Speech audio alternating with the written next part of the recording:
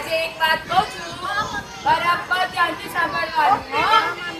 જો રસ્તામાં કોઈ મળે અને કહે કે હું ચોકલેટ આપું છું કે બિસ્કિટ આપું છું તો લેવાનું ના.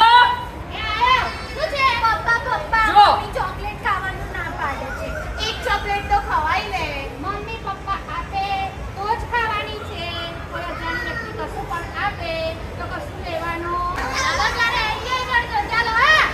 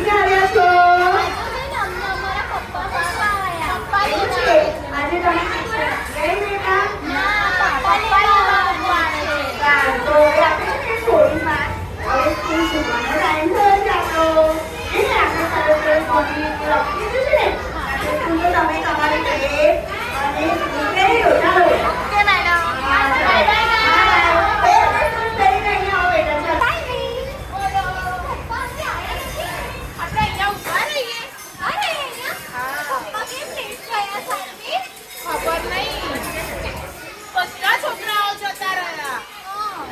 પપ્પા કેમ હજુ નહીં આવ્યા? છે આપણે અહીંયા ઉભા રહીએ. અહીંયા ઉભા રહી.